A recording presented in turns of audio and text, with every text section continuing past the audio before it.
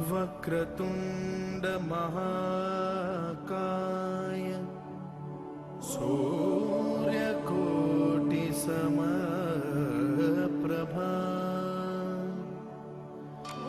निर्विघ्नं कुरु मे देव सर्वकार्येषु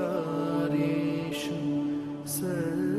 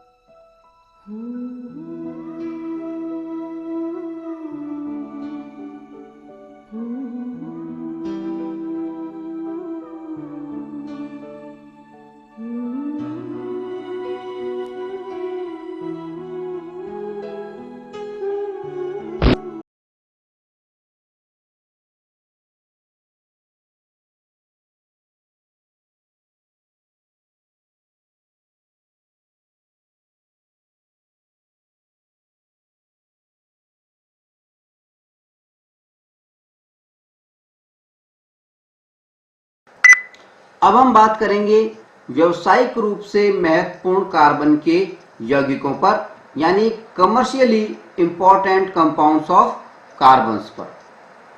देखिए, कार्बन एक बहुत ही महत्वपूर्ण तत्व है और ये हमने बताया था करीबन 30 लाख के आसपास यौगिक बनाता है। ठीक है, अब हमें सभी यौगिकों के बारे में जानकारी नहीं लेनी है। यहाँ पर हम जो बात करेंगे कार्बन की दो महत्वपूर्ण यौगिकों पर बात करेंगे जो कि व्यावसायिक रूप से बेहद महत्व रखते हैं, बेहद महत्वपूर्ण है। ये दो जो कार्बन के यौगिक हैं ये कौन कौन से हैं? नंबर 1 पहला है इथेनॉल,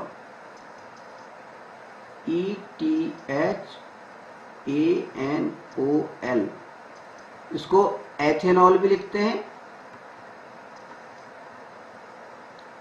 एथेनॉल, या इसको इथेनॉल भी बोल देते हैं, इथेनॉल।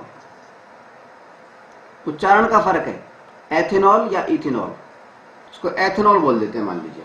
ठीक है, और दूसरा हमारा जो यौगिक है वो है एथेनोइक एसिड, ETHANOICACID,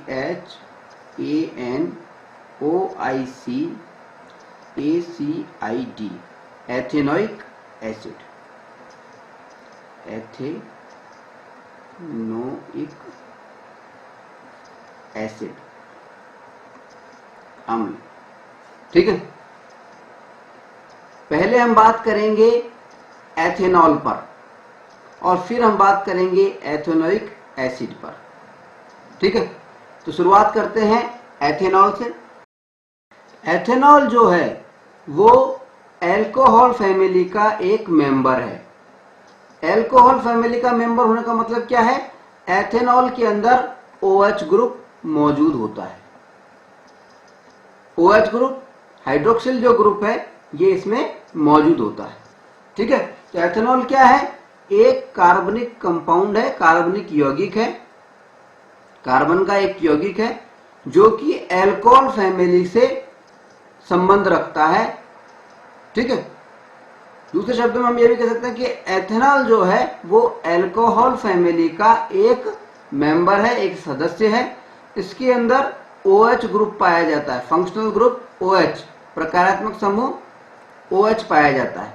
अगर हम बात करें इसके अणु सूत्र की, तो एथेनॉल का अणु सूत्र होता है C2H5OH।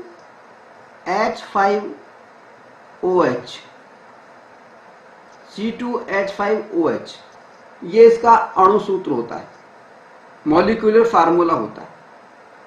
यदि हम बात करें एथेनॉल के भौतिक गुणों की, फिजिकल प्रॉपर्टीज की, तो एथेनॉल होता है, इसकी फिजिकल प्रॉपर्टीज क्या होती हैं, भौतिक गुण कौन कौन से होते हैं? देखिए, सबसे पहले अगर हम बात करें फिजिकल स्टेट की, यानी भौतिक अवस्था की, भौतिक अवस्था,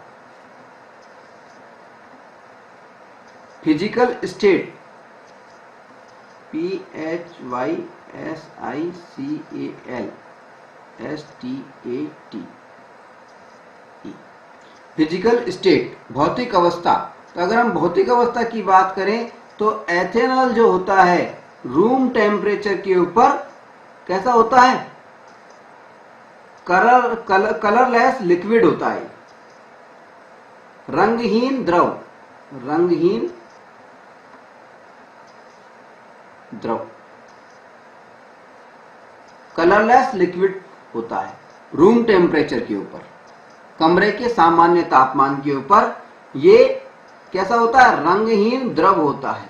और इसमें से एक महक आती है, एक खुशबू आती है, स्मेल आती है, गंध आती है। ठीक है, तो भौतिक अवस्था की अगर हम बात करें तो एथेनॉल कैसा होता है? एक रंगहीन द्रव होता है, उसमें जिसमें गंध आती है, गंधयुक्त, गंध युक्त भी लिख देते हैं, गंधयुक्त, स्मेल आती है इसके अंदर। ठीक है, दूसरी बात, अगर हम इसके बॉइलिंग पॉइंट की बात करें तो ये एक वाष्पशील लिक्विड है, ये बहुत जल्दी वाष्प बन जाता है, वॉलेटाइल लिक्विड है ये। और इसका अगर हम बॉइलिंग पॉइंट की बात करें, क्वथनांक की बात करें, तो इसका जो बॉइलिंग पॉइंट होता है, क्वथनांक होता है, यानी वो टेम्परेचर जिसके ऊपर ये उबलने लग जाता है, वो होता है 78 डिग्री सेल्सियस। ठीक है, अगर इसकी पानी में सॉल्युबिलिटी की बात करें, पानी में विलेयता, सॉल्युबिलिटी इन वाटर, अगर हम सॉल्युबिलिटी इन वाटर की बात करें, पानी में विलेयता की बात करें, तो ये जो एथेनॉल है ये पानी में विलेय होता है, सॉल्युबल होता है, और इसको किसी भी अनुपात में पानी में मिलाया जा सकता है। और यही कारण है कि ये जो एथेनॉल है, ये जितने भी एल्कोहलिक ड्रिंक होते हैं, एल्कोहलिक पेय होते हैं, यानी ऐसे पेय पदार्थ जिनमें कि अल्कोहल पाया जाता है, उनका मुख्य घटक होता है, मुख्य कंटेंट होता है। ठीक है, तो ये तो बात हुई हमारी अल्कोहल के अणु सूत्र की और उसके भौतिक गुणों की।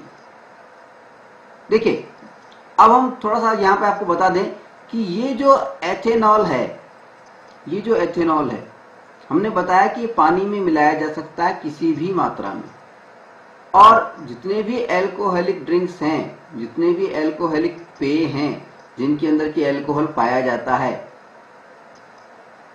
ठीक है, उनको नशे के लिए आमतौर पे लोग इस्तेमाल करते हैं, शराब के रूप में इस्तेमाल करते हैं। तो यहां हम आपको बताते हैं कि शराब पीना या एथेनॉल को कंज्यूम करना, एथेनॉल का प्रयोग करना, ये हमारे शरीर के लिए बेहद घातक होता है। अब एथेनॉल से हमारे शरीर को कौन कौन सी परेशानियां हो सकती हैं? देखिए, एथेनॉल के प्रयोग से मानव स्वास्थ्य पर बेहद खतरनाक प्रभाव पड़ता है, बेहद घातक प्रभाव पड़ता है। एथेनॉल का अगर प्रयोग करते हैं तो इससे क्या क्या प्रभाव पड़ सकते हैं? नंबर 1, उपापचयी जो प्रक्रियाएं होती हैं, हमारे शरीर की जो मेटाबॉलिक प्रोसेस होता है, उपापचयी प्रक्रियाएं, उपापचयी प्रक्रियाएं यानी मेटाबॉलिक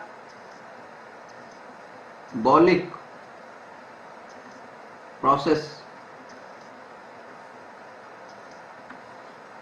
हमारे शरीर की जो उपापचयी प्रक्रियाएं होती हैं, मेटाबॉलिक प्रोसेसेस जो होते हैं, वो इससे धीमे पड़ जाते हैं, उनकी गति कम हो जाती है, धीमे हो जाती है। ठीक है। दूसरा प्रभाव क्या पड़ता है हमारे शरीर पे? दूसरा प्रभाव ये पड़ता है कि हमारा जो सेंट्रल नर्वस सिस्टम है, केंद्रीय तंत्रिका तंत्र, केंद्रीय तंत्रिका तंत्र, जिसमें हमारा दिमाग आता है, तो हमारा जो केंद्रीय तंत्रिका तंत्र होता है ये कैसा हो जाता है? कमजोर हो जाता है। और केंद्रीय तंत्रिका तंत्र के कमजोर होने के कारण हमारे क्या होता है, जो जिसने भी एथेनॉल कंज्यूम किया हुआ है उसके कोऑर्डिनेशन में कमी आ जाती है, समन्वय में कमी आ जाती है। आपने देखा होगा कि जो लोग शराब पीते हैं वो शराब पीने के बाद में लहराते हुए चलते हैं, झूमते हुए चलते हैं। क्यों? क्योंकि उनके समन्वय में कमी आ जाती है। केंद्रीय तंत्रिका तंत्र के कारण, सेंट्रल नर्वस सिस्टम के कारण क्या होता है? उनके समन्वय में कमी आ जाती है। दूसरी बात, मानसिक कंफ्यूजन, मेंटल कंफ्यूजन पैदा हो जाता है उनके पास। वो लोगों को पहचान नहीं पाते, कंफ्यूज हो जाते हैं। इसके अलावा उन्नीदापन, उन्नीदापन मतलब ऐसा नींदों में नजर आता है आदमी।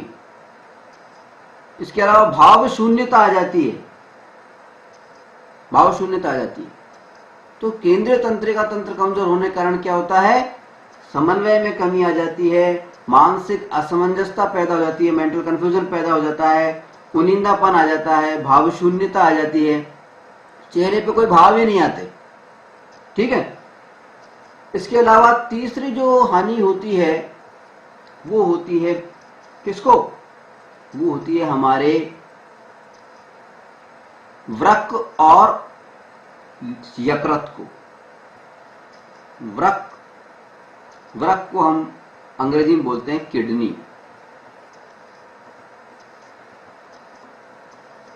किडनी व यकृत, यकृत को बोलते हैं इंग्लिश में लीवर, LIVER।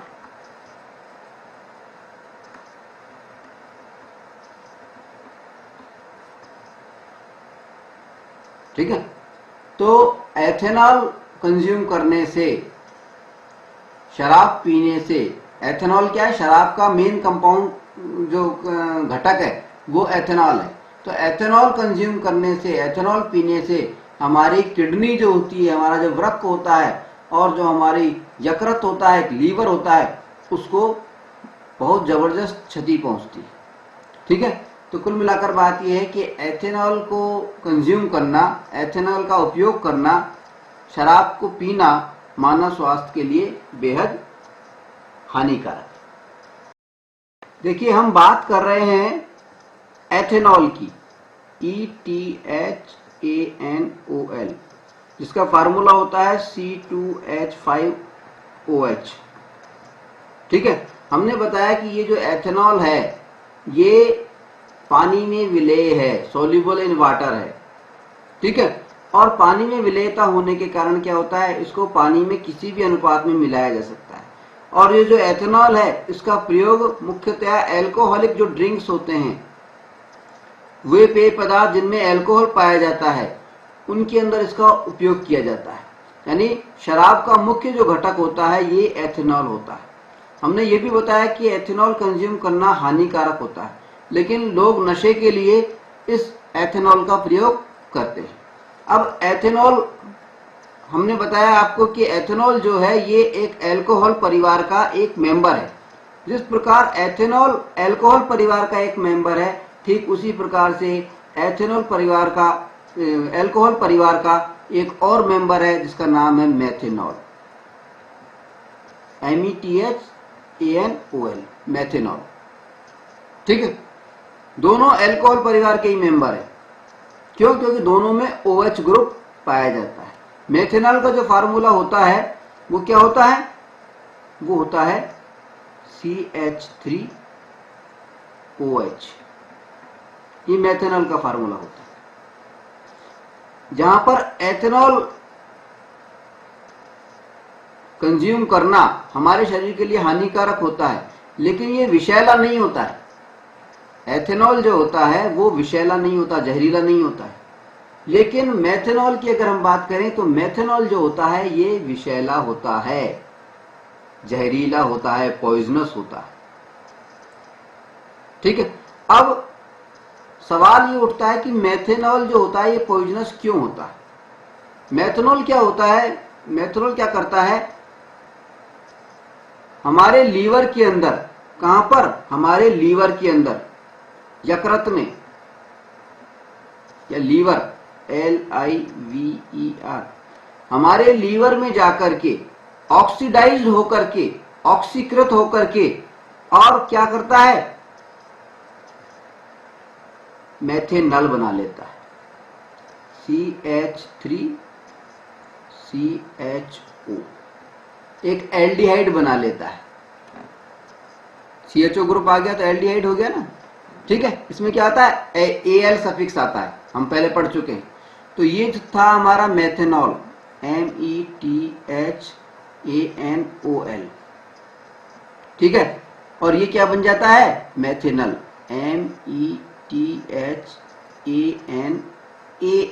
METHANAL,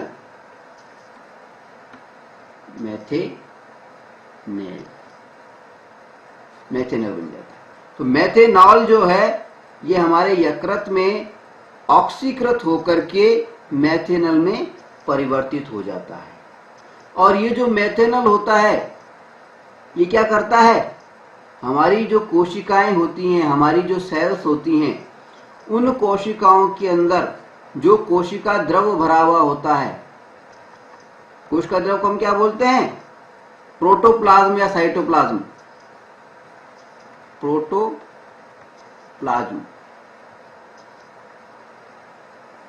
कोशिका द्रव्य, कोशिका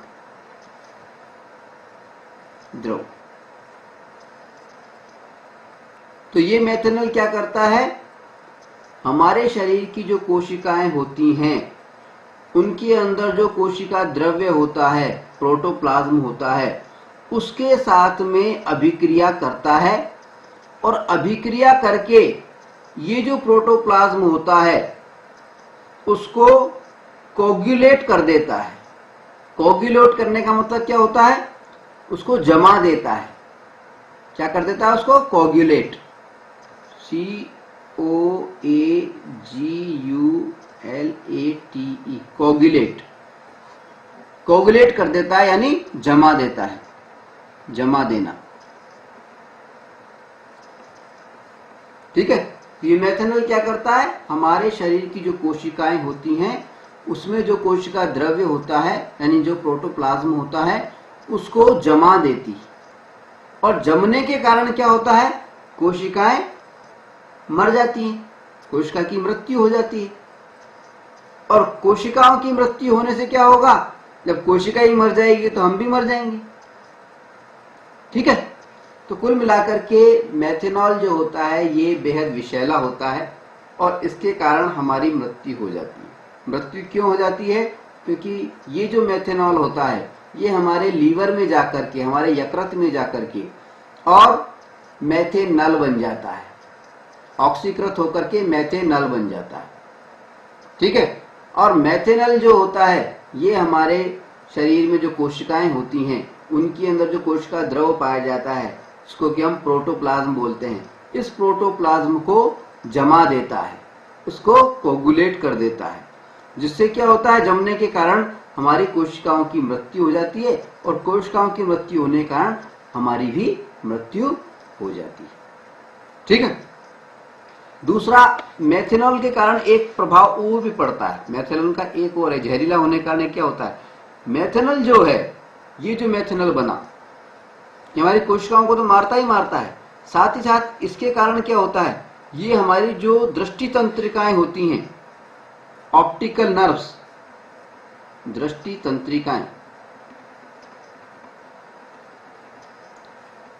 ऑप्टिकल नर्व्स जो होती हैं, इनको प्रभावित करता है, इनको क्षतिग्रस्त कर देता है, दृष्टि तंत्रिकाओं को, ऑप्टिकल नर्व्स को।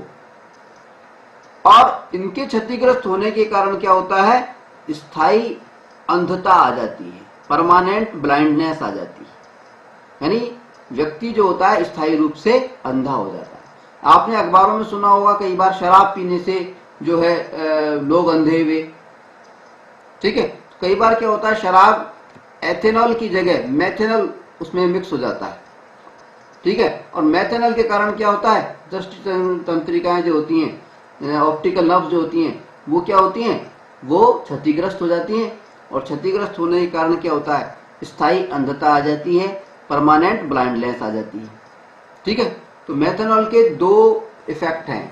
पहला तो क्या है कि हमारे शरीर की जो कोशिकाएं उनको मार देता है, और दूसरी बात क्या है कि हमारी जो ऑप्टिकल नर्व्स होती हैं, दृष्टि तंत्रिकाएं होती हैं, उनको क्षतिग्रस्त करता है, जिससे स्थायी अंधता आती है, परमानेंट ब्लाइंडनेस आती है। ठीक है। अब ये तो बात हुई कि मेथनॉल जो है वो क्या है, एक विषैला पदार्थ है, विषैला द्रव्य है।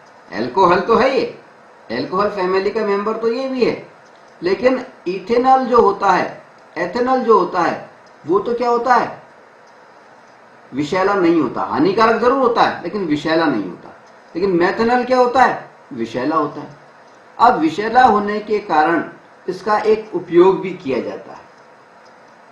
क्या उपयोग किया जाता है, देखिए, हम आपको बता दें कि ये जो एथेनॉल जिसकी हम बात कर रहे हैं, C2H5OH एथेनॉल जिसकी हम बात कर रहे हैं, ये क्या है, एक बहुत ही महत्वपूर्ण औद्योगिक विलायक है, सॉल्वेंट है। बहुत सारी ऐसी चीजें हैं जो पानी में विलय नहीं होती, लेकिन एथेनॉल के अंदर विलय हो जाती है। तो विलायक के रूप में, सॉल्वेंट के रूप में एथेनॉल का उद्योगों के अंदर, इंडस्ट्रीज के अंदर काफी भारी मात्रा में प्रयोग होता है। अब क्योंकि एथेनॉल का प्रयोग विलायक के रूप में भी किया जाता है और एथेनॉल का प्रयोग पेय पदार्थ के रूप में भी किया जाता है, इसलिए हो सकता है कि जहां पर उद्योग स्थापित हैं और जिनमें विलायक के रूप में एथेनॉल का इस्तेमाल करना होता है, वहां के लोग इसका दुरुपयोग करें और इसको पीने के लिए उपयोग में लेने लग जाएं, यानी इसका मिसयूज हो जाए। उद्योग के लिए बना गया एथेनॉल ये पीने में काम आने लग जाए। ठीक है। तो इस दुरुपयोग को रोकने के लिए मेथेनॉल का प्रयोग किया जाता है। मेथेनॉल का प्रयोग किया जाता है। कैसे प्रयोग किया जाता है, हम जानते हैं मेथेनॉल जहरीला होता है और एथेनॉल जहरीला नहीं होता है। तो जो एथेनॉल होता है औद्योगिक रूप से काम में आने वाला, उसके अंदर हम कुछ मात्रा के अंदर मेथेनॉल मिला देते हैं, और इस मिक्सिंग से क्या होता है, जो उद्योगों में काम आने वाला एथेनॉल है वो जहरीला हो जाता है, तो वो पीने लायक नहीं रहता है। ठीक है। और मेथेनॉल मिलाने के बाद में, मिलाने के साथ ही हम उसके अंदर कुछ कलर भी मिला देते हैं पहचान करने के लिए। अगर पहचान नहीं पाएंगे तो कोई लोग हानि पहुंच सकती है लोगों को, एथेनॉल समझ के मेथेनॉल पी जाएगा आदमी। ठीक है। तो पहचान के लिए उसमें कुछ रंजक मिलाए जाते हैं, कुछ डाई मिलाई जाती है, नीले रंग की डाई मिला दी जाती है, नीले रंग का रंजक उसमें मिला दिया जाता है, जिससे उसका कलर अलग से ही पहचान में आ जाता है। ठीक है। और इस प्रकार से जो एल्कोहल बनता है उसको हम बोलते हैं denature, denature, NATURE, DURE, denatured alcohol. Denatured alcohol या विकृत एल्कोहल। इसको विकृत कर दिया ना हमने, इथेनॉल के अंदर हमने मेथनॉल मिला दिया जिससे इसको जहरीला बना दिया। तो इस प्रकार जो इथेनॉल बना उसको हम बोलते हैं विकृत एल्कोहल, डीनेचर्ड एल्कोहल। आए बस समझ? ठीक है, चलिए आगे बढ़ते हैं और बात करते हैं इथेनॉल के रासायनिक गुणों पर। Chemical properties of ethanol. Ethanol का पहला रासायनिक गुण है दहन या कंबस्चन। दहन या कंबस्चन के बारे में हम जान चुके हैं। दहन या कंबस्चन का मतलब क्या होता है? किसी कार्बनिक यौगिक का, किसी भी कार्बन कंपाउंड का ऑक्सीजन की उपस्थिति में बर्न होना, जलना, वो दहन कहलाता है।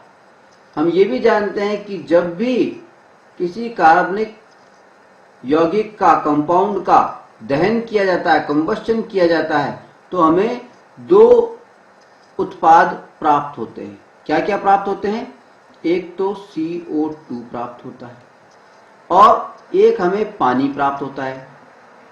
इसके अलावा हमें ऊर्जा भी प्राप्त होती है, अत्यधिक ऊर्जा प्राप्त होती है, लाइट और ऊष्मा के रूप में, हीट एंड लाइट के रूप में, प्रकाश और ऊष्मा के रूप में। ठीक है, अब जब एथेनॉल की हम बात कर रहे हैं तो एथेनॉल का जब कंबस्चन होता है, यानी एथेनॉल का फार्मूला क्या होता है? C2H5OH। जब एथेनॉल को हम ऑक्सीजन की उपस्थिति में जलाते हैं या इसका कंबस्चन करते हैं तो क्या बनता है? CO2 प्लस H2O प्लस ऊर्जा, एनर्जी।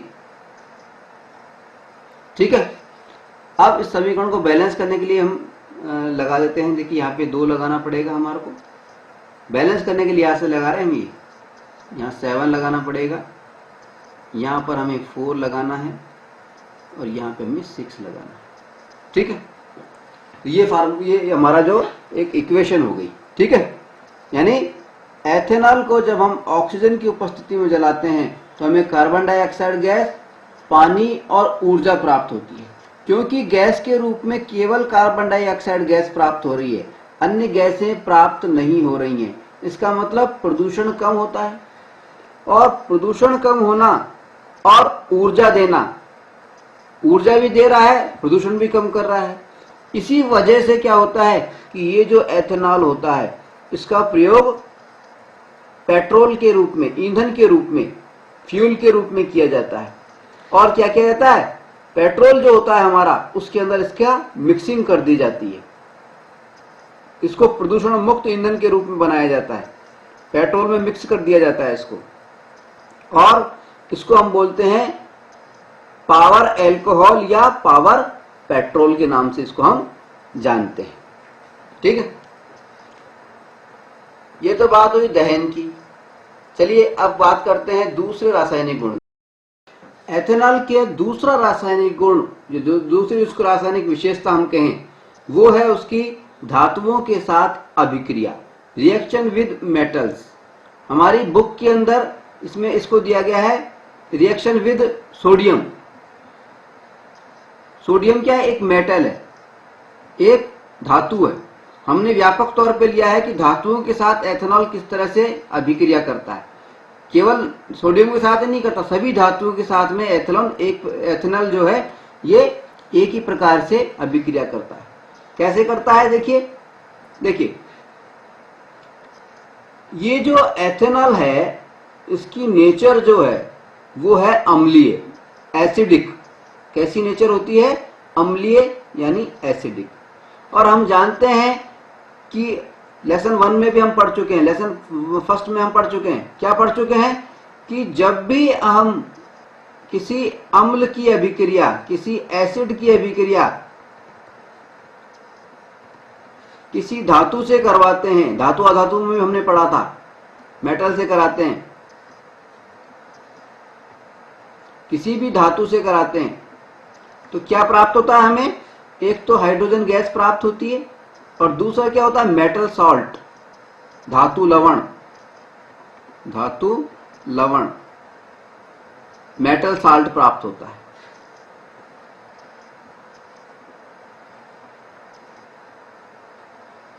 Metal salt. ठीक है, तो जब भी हम अम्ल की और किसी धातु की अभिक्रिया कराते हैं तो हमें हाइड्रोजन प्राप्त होती है और धातु लवण प्राप्त होता है। क्योंकि एथेनॉल की जो प्रकृति होती है, नेचर जो होती है, वो एसिडिक होती है, इसलिए जब भी हम एथेनॉल का किसी धातु से अभिक्रिया कराते हैं, एथेनॉल की किसी भी धातु से जब हम अभिक्रिया कराएंगे, मेटल से अभिक्रिया कराएंगे, तो हमें क्या प्राप्त होगा? एक तो हाइड्रोजन प्राप्त होगा और दूसरा हमें क्या प्राप्त होगा? धातु लवण, मेटल साल्ट, धातु लवण। ठीक है, जैसे उदाहरण के लिए एथेनॉल की अभिक्रिया में लिख देता हूं यहां पर। देखिए, एथेनॉल का फार्मूला C2H5OH। ठीक है, इसने अभिक्रिया की सोडियम से, जो कि एक धातु है। अभिक्रिया करने से क्या बना? अभिक्रिया करने से बना C2H5ONA।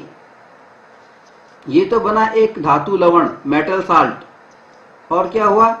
हाइड्रोजन रिलीज हुई, हाइड्रोजन निकली। ठीक है, अब ये गैस हाइड्रोजन ही है, इसकी पहचानने का तरीका तो हम जानते ही हैं। हाइड्रोजन गैस को कैसे पहचानते हैं हम? कि जब हम हाइड्रोजन गैस जहां पे निकल रही होती है, वहां पर जब हम एक जलती हुई माचिस की तीली लेकर के जाते हैं तो हमें एक विशेष किस्म की आवाज सुनाई देती है, इस तरह की आवाज आती है। ठीक है, तो हम समझ जाते हैं कि ये जो गैस है ये कौन सी है? हाइड्रोजन गैस है। ठीक है, अब ये जो इक्वेशन है इसको मैं बैलेंस कर देता हूं। यहां पे हमें 2 लगाना है, यहां पे भी हमें 2 लगाना है, और बाकी हमें H2 to H2 ही। ठीक है, इस तरह से ये जो धातु लवण बना है C2H5ONA, इसको हम बोलते हैं सोडियम इथॉक्साइड। क्या बोलते हैं? Sodium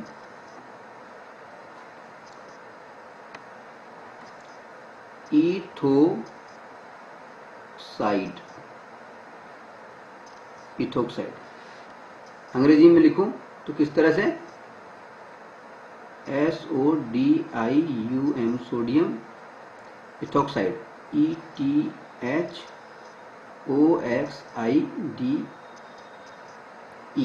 oxide. ये क्या हो गया? Sodium ethoxide. ठीक है, तो जब भी हम एथेनॉल की धातु के साथ में अभिक्रिया की बात करें, यानी सोडियम के साथ अभिक्रिया की बात करें, तो 2 चीजें बनती हैं, एक तो हाइड्रोजन निकलती है और एक धातु लवण बनता है। जब एथेनॉल को हमने सोडियम से कराई तो धातु लवण जो बना वो बना सोडियम इथोक्साइड, C2H5ONA, और हाइड्रोजन गैस निकली। ठीक है, एथेनॉल के तीसरे रासायनिक गुण के रूप में हम जिस अभिक्रिया को लेते हैं वो है एथेनॉल की सांद्र सल्फ्यूरिक अम्ल के साथ में, कॉन्संट्रेटेड सल्फ्यूरिक एसिड के साथ में अभिक्रिया। ठीक है, इसको हम असंतृप्त हाइड्रोकार्बन बनाने की अभिक्रिया भी कहते हैं। क्या कहते हैं? असंतृप्त, अनसैचुरेटेड हाइड्रोकार्बन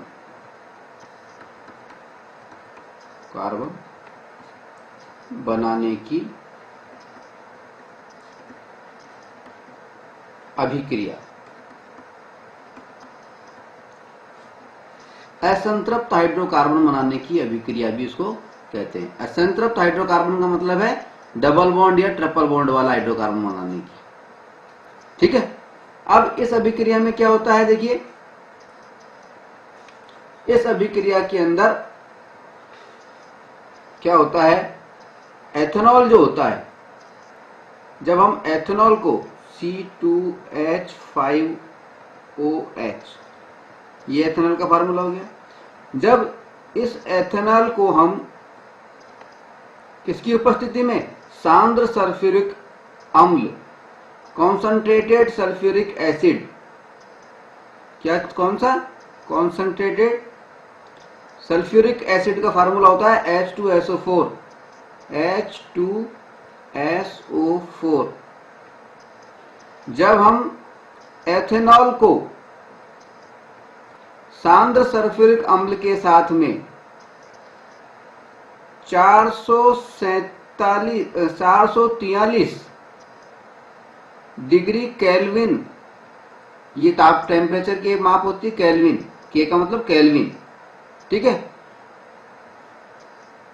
जब हम एथेनॉल को सांद्र सल्फ्यूरिक अम्ल की उपस्थिति में 443 डिग्री केल्विन टेम्परेचर पर गर्म करते हैं तो क्या होता है, तो ये जो एथेनॉल है इसका निर्जलीकरण हो जाता है, डिहाइड्रेशन हो जाता है, यानी इसमें से पानी बाहर निकल जाता है।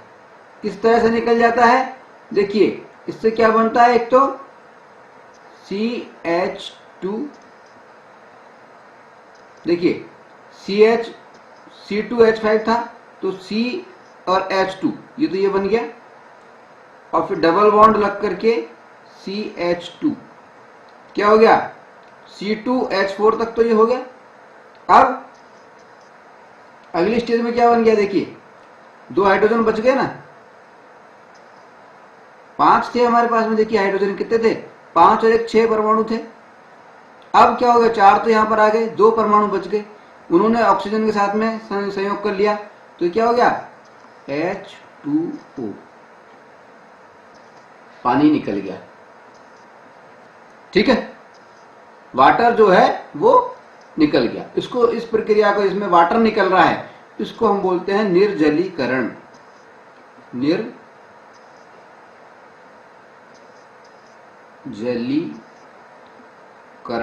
निर्जलीकरण।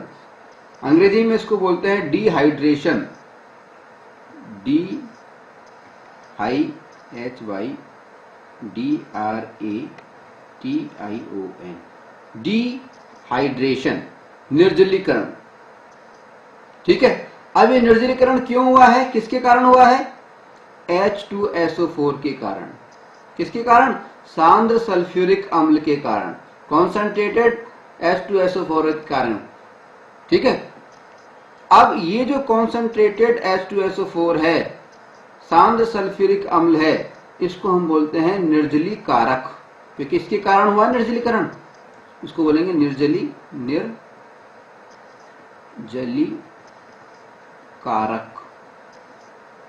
निर्जलीकारक।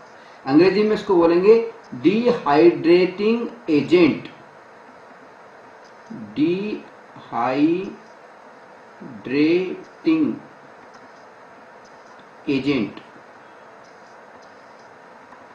ठीक है।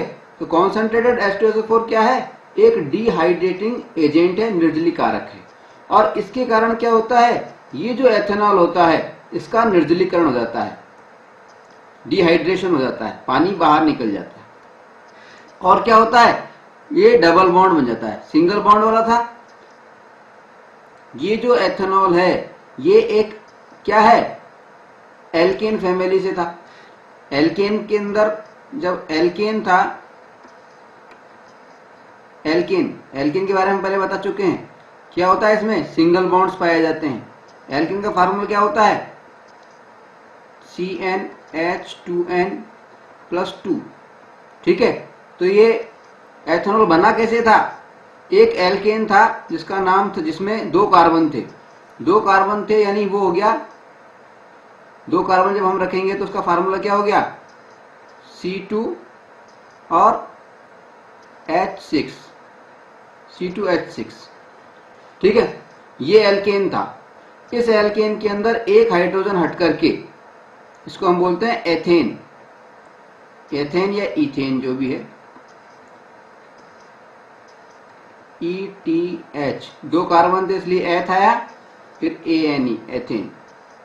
ठीक है, इसके अंदर एक हाइड्रोजन की जगह पर एक OH ग्रुप आ जाता है, OH ग्रुप आ जाता है, और फार्मूला क्या बन जाता है, C2H5OH। ठीक है, तो यही तो फार्मूला बना। तो एथेनॉल कैसे बना, एल्केन से बना था, यानी वो एल्केन क्या होता है, सिंगल बॉन्ड वाले होते हैं। ठीक है, सिंगल बॉन्ड से यहाँ पे देखिए डबल बॉन्ड आ गया, डबल बॉन्ड आ गया, ये क्या बन गया, एल्कीन, एल्कीन। अब इस एल्कीन का नाम क्या है, पहले था एथेन, अब क्या हो गया, ETH तो आएगा ही आएगा, दो कार्बन है क्यों। ठीक है, और ENE, ENE, अब सफिक्स क्या आएगा, प्रत्यय क्या आएगा, ENE, एथीन। ठीक है, ये क्या हो गया, एथीन। उसको हम इंग्लिश में इथीन भी लिख देते हैं, हिंदी में इथीन भी लिख देते हैं, या एथीन लिख सकते हैं, उच्चारण का फर्क है, बात एक ही। इंग्लिश में इस तरह से लिखेंगे ETH ENE, इंग्लिश का ध्यान रखें, ज्यादा बेटर रहेगा। ठीक है ना, ये क्या है, एक असंतृप्त हाइड्रोकार्बन, डबल बॉन्ड आ गया तो इसका मतलब अनसैचुरेटेड हाइड्रोकार्बन है, इसीलिए इस अभिक्रिया को हम कहते हैं, क्या कहते हैं, असंतृप्त हाइड्रोकार्बन बनाने की अभिक्रिया, अनसैचुरेटेड हाइड्रोकार्बन बनाने की अभिक्रिया। ठीक है, हमें इसमें लिखना क्या है, देखिए फिर से समझ लें एक बार। सांद्र सल्फ्यूरिक अम्ल के साथ अभिक्रिया में हमें क्या करना है कि एथेनॉल को कॉन्सेंट्रेटेड H2SO4 के साथ में 443 डिग्री केल्विन पर, के मतलब केल्विन, तापमान नापने की एक इकाई होती है केल्विन। ठीक है, केल्विन पर जब हम गर्म करते हैं तो एथेनॉल का निर्जलीकरण हो जाता है, डिहाइड्रेशन हो जाता है, और क्या बनता है, एक तो बनता है एथीन, एक एल्कीन बनता है जिसका नाम होता है एथीन। ठीक है, और पानी बनता है। ठीक है, तो इसको याद रखें हम। चलिए, ये तो बात हो गई हमारी रासायनिक गुणों की। अब हम बात करेंगे एथेनॉल के उपयोगों की। अगर हम बात करें एथेनॉल के उपयोग पर, यूज पर, तो उसके जो मुख्य उपयोग हैं वो ये हैं, नंबर 1 कि एथेनॉल जो होता है एक विलायक है, एक सॉल्वेंट है, बहुत महत्वपूर्ण सॉल्वेंट है।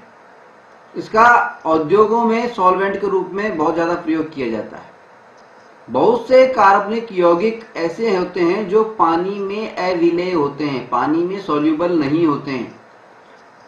ठीक है, और वे जो होते हैं वे एथेनॉल के अंदर विलेय होते हैं, तो एक विलायक के रूप में एथेनॉल का सबसे ज्यादा उपयोग किया जाता है। ठीक है, दूसरी चीज हमने आपको बताया था कि पेट्रोल के साथ भी एथेनॉल को मिलाया जाता है। क्यों मिलाया जाता है, ताकि प्रदूषण को कम किया जा सके, स्वच्छ ईंधन बनाया जा सके, और इसको हम कहते हैं पावर पेट्रोल, पावर पेट्रोल या पावर अल्कोहल, दोनों नामों से इसको जाना जाता है। ठीक है, तीसरा इसका उपयोग है एंटीसेप्टिक के रूप में, एंटीसेप्टिक के रूप में। एथेनॉल का एंटीसेप्टिक के रूप में अस्पतालों में घावों को और उपकरणों को रोग मुक्त करने के लिए, स्टेरलाइज करने के लिए प्रयोग किया जाता है। देखिए, एंटीसेप्टिक के रूप में एथेनॉल का प्रयोग किया जाता है। एथेनॉल क्या है, हमने बताया शराब का मुख्य घटक है। आपने कई फिल्मों में देखा होगा, कभी किसी अभिनेता को घाव हो जाता है फिल्म के अंदर, तो वो शराब डाल लेता है घाव के ऊपर। तो एथेनॉल जो है, जो कि शराब का मुख्य घटक होता है, वो एक एंटीसेप्टिक के रूप में भी काम में लिया जाता है। अस्पतालों में इससे घावों और उपकरणों को रोग मुक्त किया जाता है, स्टेरिलाइज किया जाता है, रोगाणु मुक्त किया जाता है, रोग मुक्त नहीं, रोगाणु मुक्त। ठीक है, और चौथा उपयोग हम सब जानते हैं, पेय पदार्थ के रूप में होता है, ड्रिंकिंग के रूप में होता है। हमने बताया, अभी थोड़ी देर पहले भी बताया आपको कि एथेनॉल जो है, ये जितने भी एल्कोहलिक ड्रिंक हैं, जितने भी एल्कोहलिक पेय पदार्थ हैं, उन सबका मुख्य घटक होता है। एथेनॉल पानी में विलेय होता है, इसको किसी भी मात्रा में किसी भी अनुपात में पानी में मिलाया जा सकता है और इसको पीने से नशा आ जाता है। इसलिए शराब के रूप में, पेय पदार्थ के रूप में एथेनॉल का प्रयोग किया जाता है। तो ये तो हुए एथेनॉल के कुछ मुख्य प्रयोग। चलिए आगे बढ़ते हैं। हम अपने कार्बन के अगले महत्वपूर्ण कार्बनिक कमर्शियली इंपॉर्टेंट जो हमारा यौगिक है कार्बनिक, उसके ऊपर। लेकिन उससे पहले हम थोड़ा सा ये जानने का प्रयास करें कि ये जो एथेनॉल है ये तैयार कैसे किया जाता है। देखिए, एथेनॉल को तैयार करने में गन्ने का, जिसको हम अंग्रेजी में शुगर केन बोलते हैं, गन्ना जो होता है, गन्ने का एक महत्वपूर्ण योगदान होता है। गन्ना जो होता है, ये जो सूर्य का प्रकाश होता है, सनलाइट जो होती है, उसको रासायनिक ऊर्जा में बदलने में सक्षम होता है, उसको केमिकल एनर्जी के रूप में बदलने में सक्षम होता है। और गन्ने के रस से, गन्ने का रस निकाला जाता है और गन्ने के रस से मोलेसस बनाया जाता है, मोलेसस। ठीक है। और ये जो मोलेसस बनता है, इसका किण्वन करा करके गन्ने के रस को से मोलेसस बनाया जाता है और मोलेसस का किण्वन करा करके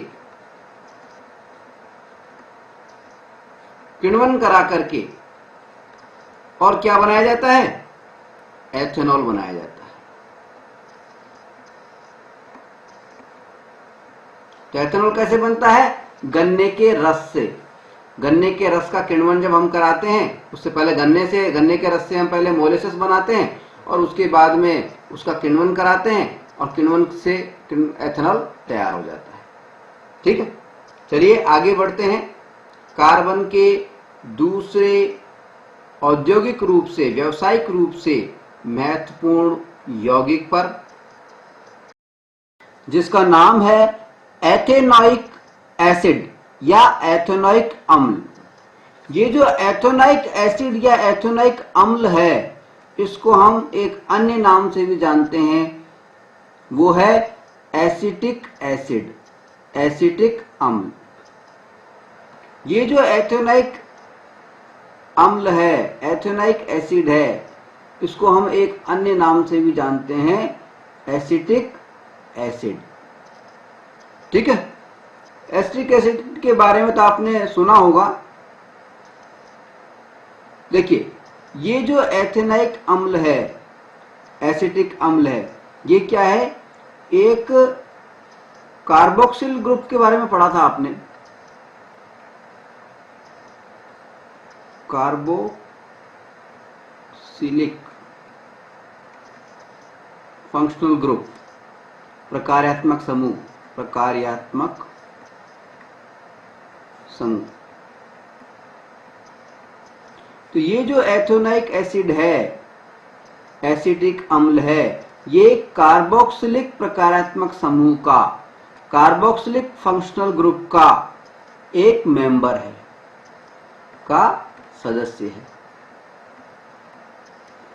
इसका मतलब क्या है, कार्बोक्सिलिक प्रकारात्मक समूह का क्या फार्मूला था, सूत्र क्या था। देखिए, हम जानते हैं C डबल बॉन्ड O, यहां पर OH जुड़ा हुआ रहता था और ये इस तरह से यहां फ्री वैलेंसी होती थी, यही तो होता है कार्बोक्सिलिक।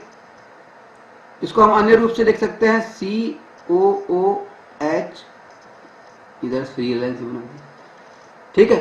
तो ये जो एथेनोइक एसिड है, ये कार्बोक्सिलिक प्रकारात्मक समूह का सदस्य है, यानी इसके अंदर COOH ग्रुप मौजूद होता है। ठीक है। अब अगर हम इसके फार्मूले की बात करें, तो फार्मूला क्या हो गया इसका फार्मूला होता है एथ, यानी 2 कार्बन होंगे टोटल। एक कार्बन क्योंकि पहले से ही कार्बोक्सिलिक जो फंक्शनल ग्रुप होता है उसमें मौजूद होता है, इसलिए यहां पे हमने एक कार्बन ही बनाया। तो इसकी वैलेंसी पूरा कर लें, CH3 और COOH। तो इसका फार्मूला क्या होता है एथेनोइक एसिड का, एसिटिक अम्ल का, वो होता है CH3COOH। ये इसका फार्मूला होता है। अब ये जो एथेनोइक या एसिटिक अम्ल होता है, इसके जलीय विलयन को, ऐसे विलयन को जिसमें 5 से 8% क्या हो, एथेनोइक अम्ल हो, एसिटिक अम्ल हो, तो ऐसे विलयन को हम कहते हैं सिरका। सिरका यानी कहने का मतलब यह है कि एथेनोइक अम्ल के, एसिटिक अम्ल के 5 से 8% जलीय विलयन को एक्वस सॉल्यूशन, जलीय विलयन को हम कहते हैं सिरका। अंग्रेजी में इसको बोलते हैं vinegar, VINEGAR, vinegar, vinegar, vinegar. ठीक है, याद रहेगा। अब 5 से 8% का क्या मतलब है? इसका मतलब ये है कि अगर हमारे पास में 100 ml पानी है और इस पानी के अंदर अगर हम 5 से 8% एथेनोइक अम्ल या एसिटिक अम्ल यानी CH3COOH इसको मिला दें तो वो कहलाएगा सिरका या विनेगर। ठीक है, आएगा समझ में? अच्छा, ये जो सिरका होता है, ये जो विनेगर होता है, इसका प्रयोग हम परिरक्षक के रूप में करते हैं। किसके रूप में करते हैं? परिरक्षक। परिरक्षक को अंग्रेजी में बोलते हैं प्रिजर्वेटर। प्रिजर्वेटर, परिरक्षक या प्रिजर्वेटर का क्या मतलब है? इसका मतलब होता है किसी चीज को खराब होने से बचाने वाला। ठीक है, तो सिरके का जो प्रयोग हम करते हैं वो परिरक्षक के रूप में करते हैं, प्रिजर्वेटर के रूप में करते हैं। और अचार वगैरह जो हमारे होते हैं, इनको खराब होने से बचाने के लिए हम सिरके का प्रयोग करते हैं। किस रूप में करते हैं? परिरक्षक के रूप में, प्रिजर्वेटर के रूप में। आएगा समझ में? ये प्रिजर्व रखता है, सुरक्षित रखता है, उनकी रक्षा करता है। ठीक है, तो अचार वगैरह को खराब होने से बचाने के लिए प्रिजर्वेटर के रूप में, परिरक्षक के रूप में हम सिरके का प्रयोग करते हैं। ठीक है, ये तो बात हुई एथेनोइक अम्ल की कुछ सामान्य बातों पर। अब हम बात करते हैं कि एथेनोइक अम्ल जो है, एसिटिक अम्ल जो है, CH3COOH जो है, इसके भौतिक गुण क्या हैं, फिजिकल कैरेक्टर्स क्या हैं, फिजिकल प्रॉपर्टीज क्या हैं। तो अगर हम बात करें फिजिकल प्रॉपर्टीज की, भौतिक गुणों की, तो पहला भौतिक गुण तो इसका ये है कि इसका स्वाद, ये जो होता है स्वाद में खट्टा, देखने में रंगहीन, इसमें कोई रंग नहीं होता, खट्टा व रंगहीन लिक्विड होता है, द्रव होता है। और इसमें विनेगर की, सिरके की स्मेल आती है, सिरके की गंध युक्त, विनेगर की स्मेल युक्त। ठीक है, ये कैसा होता है? खट्टा और रंगहीन द्रव होता है, सिरके की गंध वाला, सिरके की गंध वाला। ठीक है, दूसरा इसका भौतिक गुण है जो हमें देखने से पता पड़ता है, वो क्या है? इसका बॉइलिंग पॉइंट, इसका क्वथनांक।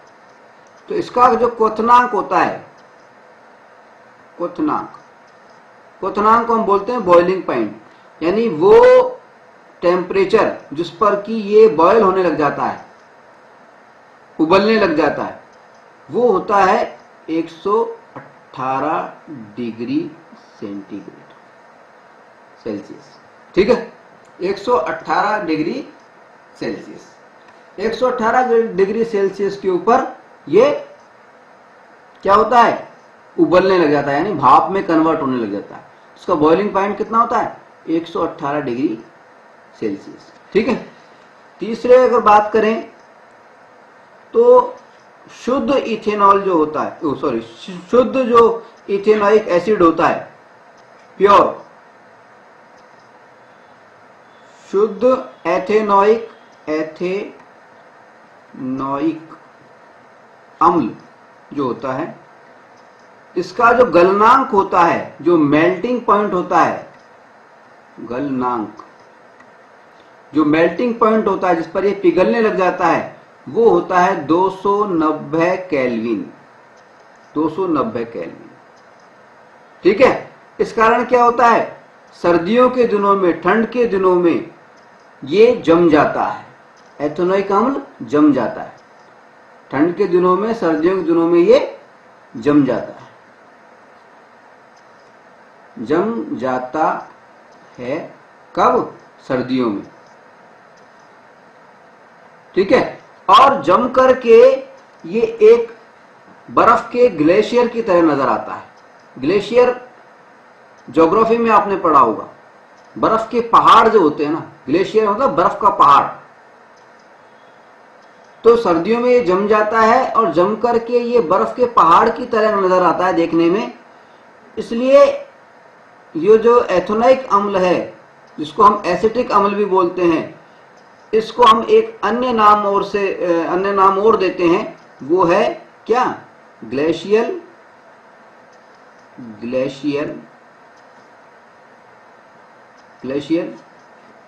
एसिटिक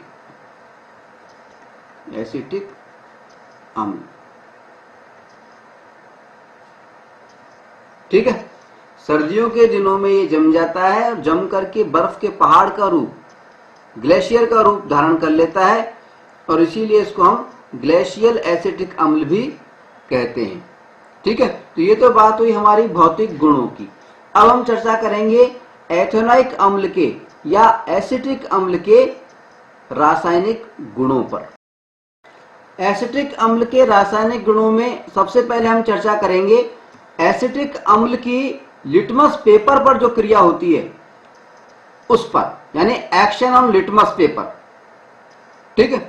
देखिए, हम जानते हैं कि जब भी लिटमस पेपर पे हम किसी एसिड का प्रयोग करते हैं तो एसिड क्या होते हैं, अम्ल जो होते हैं, लिटमस पेपर को कैसे, नीले लिटमस पेपर को, ब्लू, नीले लिटमस पेपर को कैसा बना देते हैं, लाल बना देते हैं, लाल, रेड। ठीक है। हम जानते हैं कि अम्ल जो होते हैं, एसिड जो होते हैं, वो नीले लिटमस पेपर को लाल बना देते हैं, और क्षार क्या करते हैं, उल्टा करते हैं, लाल लिटमस पेपर को नीला बना देते हैं। ठीक है। तो हम ये बात तो अच्छी तरह जानते हैं कि अम्ल जो होते हैं, एसिड जो होते हैं, वो नीले लिटमस पेपर को लाल बना देते हैं। ठीक है।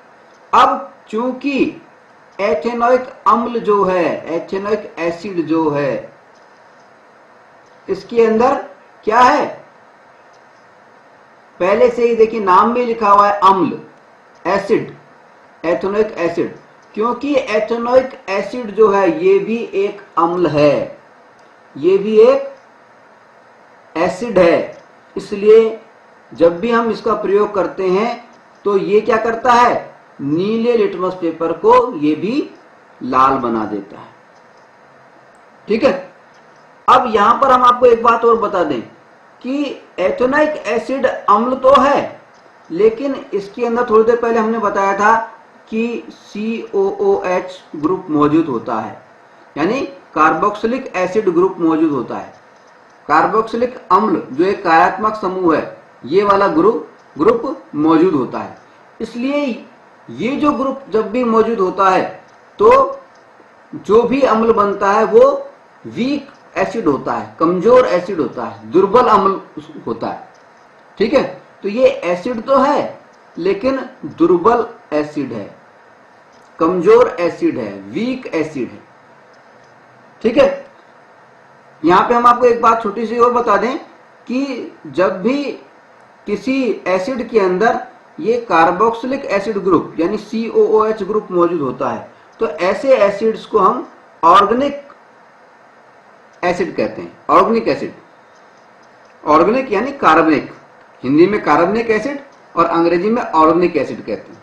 ठीक है, क्या कहते हैं? कार्बनिक अम्ल,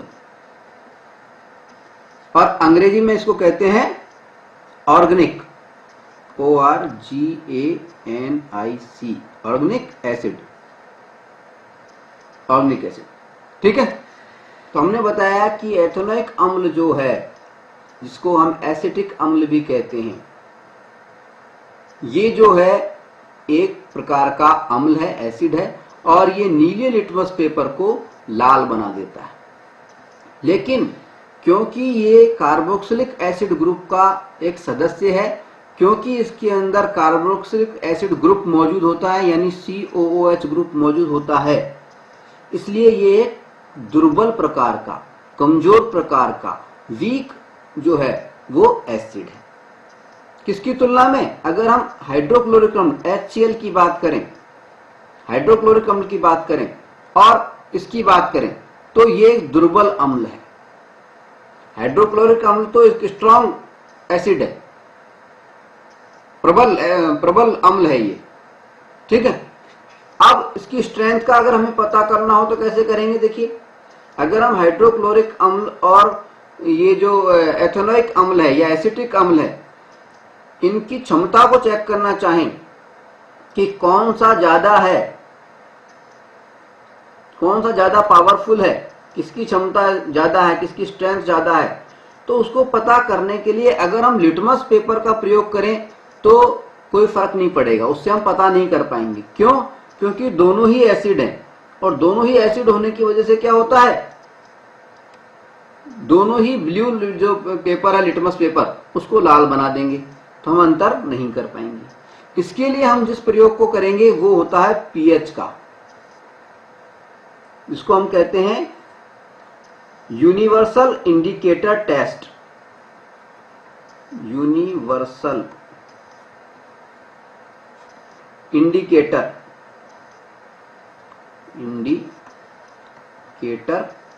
टेस्ट, हिंदी में इसको कहेंगे सार्वत्रिक, क्या कहेंगे इसको?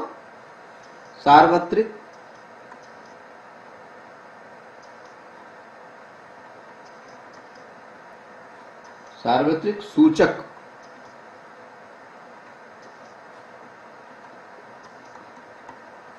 प्रयोग। इसमें क्या होता है, हम पीएच के बारे में जान चुके हैं पहले। पीएच मापक्रम में क्या होता है, पीएच एक स्केल होती है, एक स्केल होती है। इसमें एक तरफ बेसेस होते हैं, क्षार होते हैं, और एक तरफ अम्ल होते हैं। तो अगर हमें यह देखना है कि कौन कितना ज्यादा प्रबल है, अगर अम्लों की बात कर रहे हैं तो इधर अगर 0 से इधर जाएंगे हम तो अम्लता बढ़ती है। तो सबसे ज्यादा जो इधर साइड में होगा वो ज्यादा पावरफुल होगा, पास में होगा वो कम पावरफुल होगा। ठीक है, यानी जिसका पीएच देखा जाए तो यहां से हम गिनती करते हैं। तो अगर हम देखें एथेनोइक एसिड की बात करें, एसिटिक अम्ल की बात करें, तो इसका जो पीएच होता है वो होता है कितना? वो होता है 4।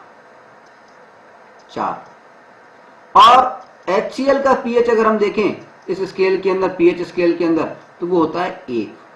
इसलिए इसके माध्यम से हम बता सकते हैं कि HCl जो है वो ज्यादा प्रबल है, और ये जो एथेनोइक एसिड है या एसिटिक अम्ल जो है ये दुर्बल प्रकार का अम्ल है।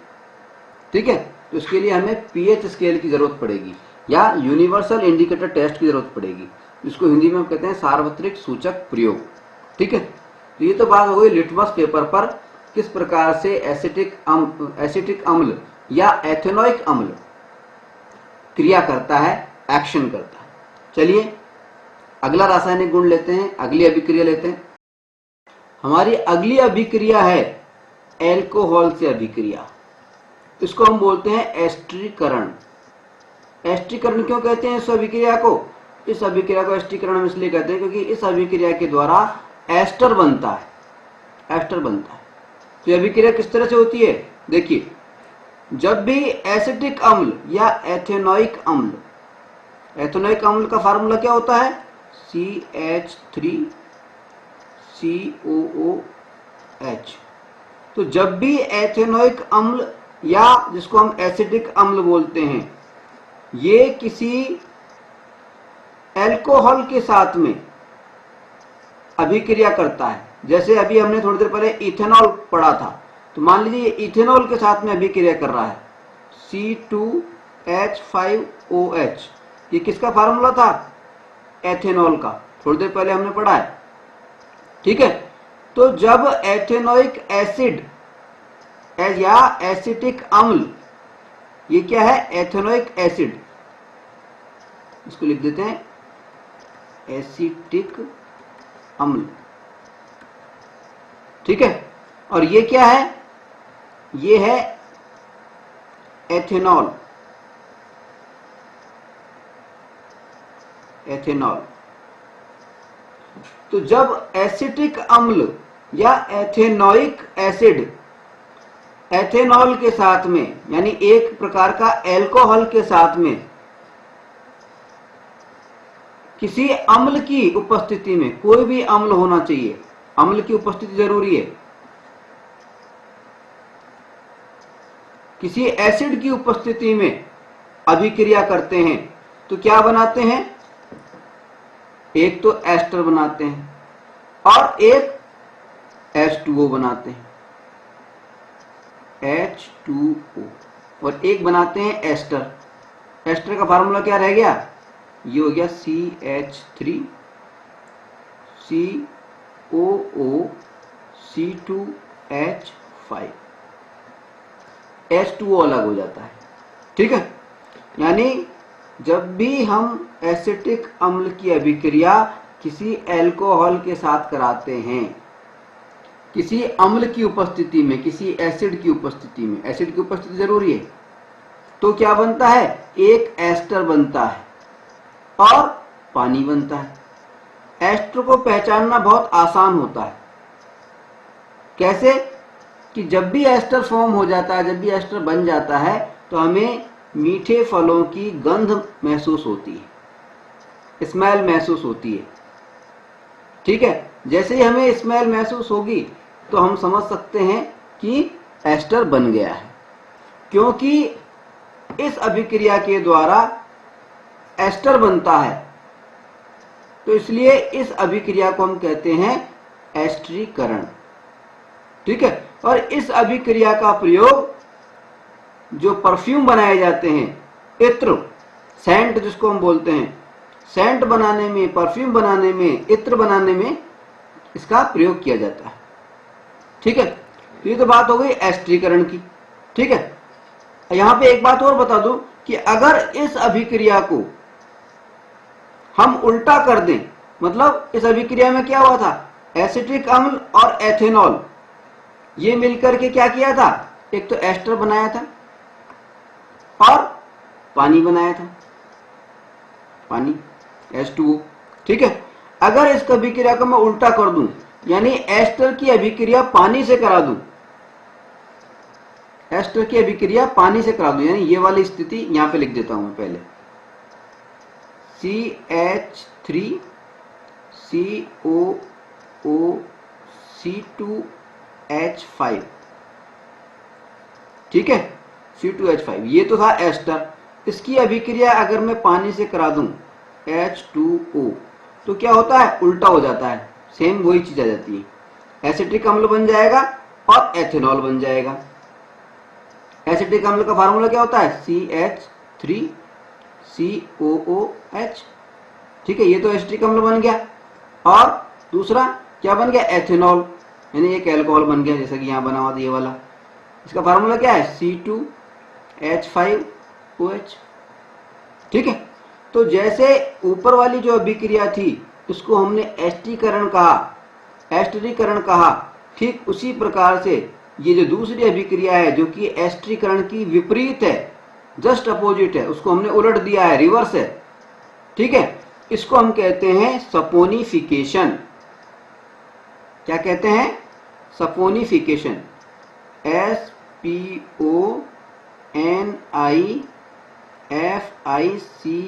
SPONIFICATION, saponification. हिंदी में इसको बोलेंगे साबुनीकरण। साबुनीकरण, सपोनिफिकेशन या हिंदी में बोलेंगे साबुनीकरण। इस अभिक्रिया को सपोनिफिकेशन या साबुनीकरण क्यों कहते हैं? क्योंकि इस अभिक्रिया का प्रयोग साबुन बनाने में किया जाता है। क्यों कहते हैं इसको सपोनिफिकेशन या साबुनीकरण? क्योंकि ये जो अभिक्रिया है जिसमें एक एस्टर के द्वारा, एस्टर की अभिक्रिया हमने पानी से करवाई और एसिटिक अम्ल बना और एक एल्कोहल बना, इस अभिक्रिया का प्रयोग हम साबुन बनाने में करते हैं। इसलिए इस वाली अभिक्रिया को बोलते हैं सपोनिफिकेशन या साबुनीकरण। और ऊपर वाली जो अभिक्रिया थी उसको हम एस्टरीकरण बोलते हैं, क्योंकि उसमें एस्टर बनता है। ठीक है, चलिए आगे बढ़ते, बात करते हैं कि एथेनोइक अम्ल या एसिटिक अम्ल जो है ये क्षार के साथ में यानी बेसेस के साथ में किस प्रकार से अभिक्रिया करता है, किस प्रकार से रिएक्शन करता है। ठीक है, क्षार के साथ में अभिक्रिया को समझने से पहले हमें ये बात ध्यान आ जानी चाहिए कि जब भी कोई अम्ल किसी क्षार के साथ में अभिक्रिया करता है तो क्या बनता है? एक तो लवण बनता है, साल्ट बनता है, और एक पानी बनता है। ठीक है, और इस अभिक्रिया को हम कहते हैं उदासीनीकरण अभिक्रिया, न्यूट्रलाइजेशन रिएक्शन। ठीक है, तो एथेनोइक अम्ल या एसिटिक अम्ल जब किसी क्षार के साथ में अभिक्रिया करेगा तो क्या चीज बनेगी? एक तो साल्ट बनेगा, एक तो कोई लवण बनेगा और पानी बनेगा। कैसे बनता है आइए देखते हैं। देखिए, ये है हमारा एथेनोइक अम्ल CH3COOH, ये तो है हमारा एथेनोइक अम्ल या एसिटिक अम्ल। ठीक है, और इसकी अभिक्रिया हमने करवाई क्षार से। क्षार कौन सा लिया? NaOH। NaOH का मतलब क्या होता है? Sodium hydroxide. ये कौन सा क्षार है? Sodium hydroxide.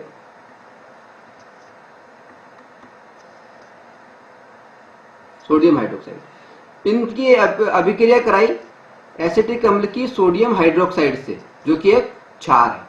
तो क्या हुआ? ये उदासीनीकरण की अभिक्रिया हुई और क्या बना? एक तो साल्ट बना। साल्ट क्या बना? CH3COONA। ठीक है, और क्या बना? पानी बन गया, H2O, पानी बन गया। एक तो साल्ट बन गया और एक पानी बन गया। ठीक है, साल्ट और पानी बन गया, ये साल्ट बना और ये पानी बन गया। ठीक है, आए बस हमने, तो इस प्रक्रिया को याद रहेगी वाली। कुछ भी नहीं हुआ इसके अंदर। देखिए, ये जब अभिक्रिया हुई तो H2 दोनों हाइड्रोजन आपस में जुड़ गए और एक ऑक्सीजन जुड़ गया। ठीक है, और क्या हुआ? CH3COO तो इधर से निकला और Na इधर से निकला, तो ये तो बन गया साल्ट, लवण, और ये बन गया पानी।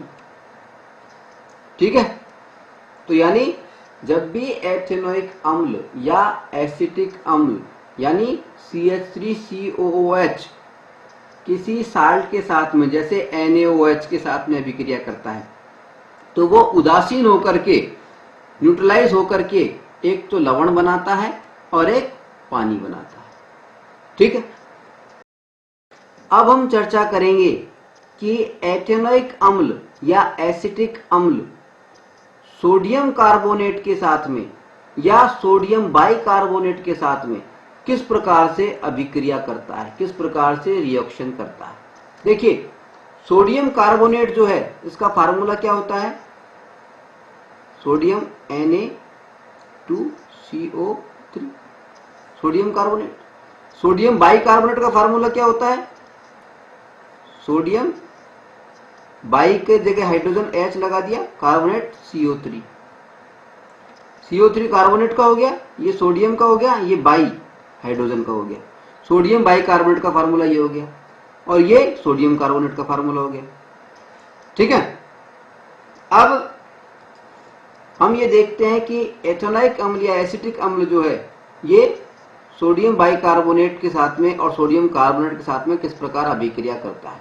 तो पहले जो अभिक्रिया हम लिखते हैं, देखिए यहां मैं आपको पहले बता दूं कि जब भी एथेनोइक अम्ल या एसिटिक अम्ल सोडियम कार्बोनेट या बाइकार्बोनेट के साथ में अभिक्रिया करता है, या कोई भी अम्ल, इसके अलावा भी कोई अम्ल भी अगर करेगा, तो तीन चीजें बनती हैं। पहली चीज क्या बनती है? एक लवण बनता है। दूसरी चीज क्या बनेगी? लवण यानी साल्ट, एक साल्ट बनेगा। एक बनेगी कार्बन डाइऑक्साइड गैस और तीसरी चीज बनेगी H2O यानी पानी। ठीक है, जब भी कोई अम्ल सोडियम कार्बोनेट या बाइकार्बोनेट के साथ में अभिक्रिया करता है तो लवण, कार्बन डाइऑक्साइड गैस और पानी बनता है।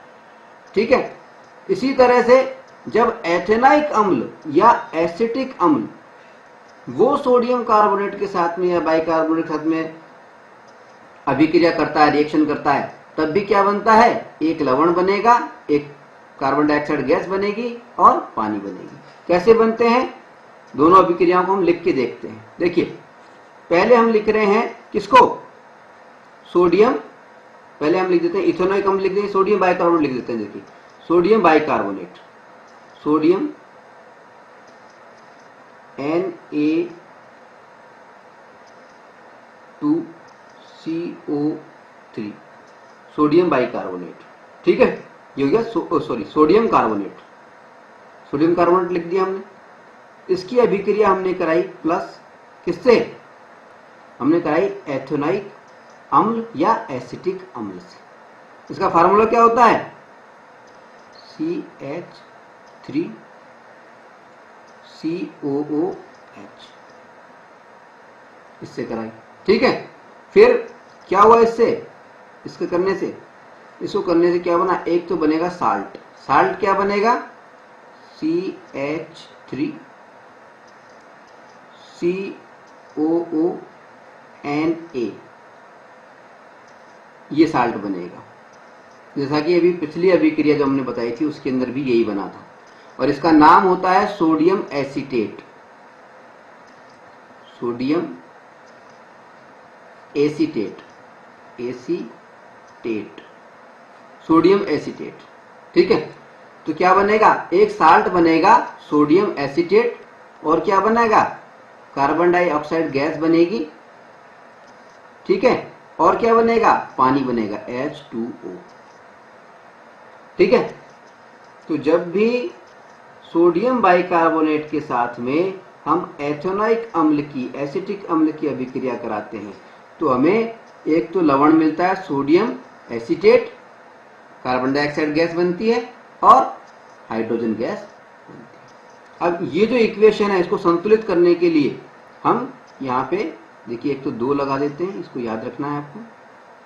ठीक है, और यहाँ पे साल्ट बना है हमारा, यहाँ पे भी हमने 2 लगा दिए, सिर्फ रिएक्शन को बैलेंस करने के लिए, संतुलित करने के लिए, क्योंकि हमने लेसन 1 में पढ़ा था कि रिएक्शन संतुलित होनी चाहिए, इसलिए लगाया है हमने। ठीक है ना।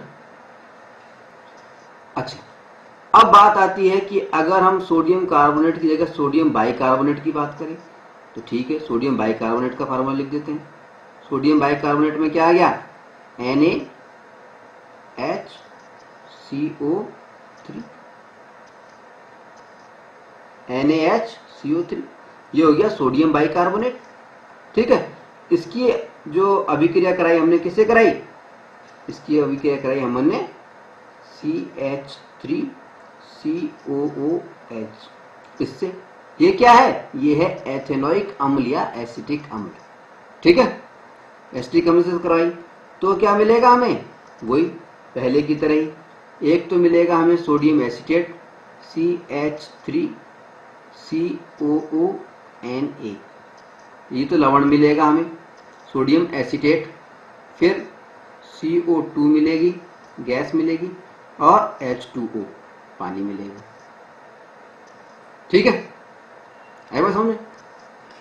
तो जब भी एथेनोइक अम्ल या एसिटिक अम्ल सोडियम कार्बोनेट या बाइकार्बोनेट के साथ में अभिक्रिया करता है तो हमें एक तो लवण प्राप्त होता है जिसका नाम होता है sodium acetate, carbon dioxide gas प्राप्त होती है और पानी प्राप्त होता है।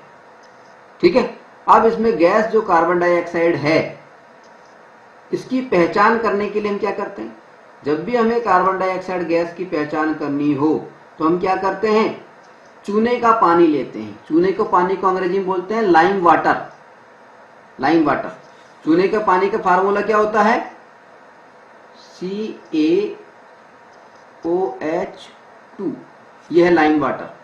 जब भी हम चूने के पानी में से और या लाइम वाटर में से कार्बन डाइऑक्साइड गैस को पास करा देते हैं या इसमें प्रवाहित कर देते हैं तो क्या होता है, चूने का पानी दूधिया हो जाता है, कैल्शियम कार्बोनेट बन जाता है और दूधिया हो जाता है। ठीक है, तो अगर पानी दूधिया हो जाता है तो हम मानते हैं कि वो वहां पर कार्बन डाइऑक्साइड गैस उपस्थित है।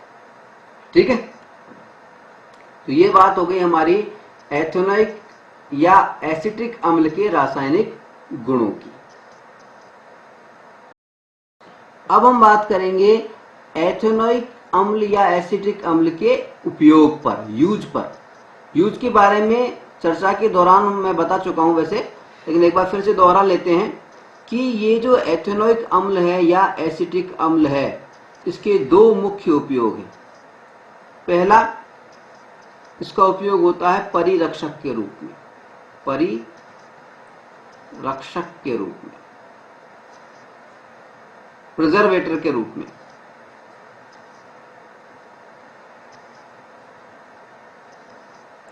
प्रिजर्वेटर के रूप में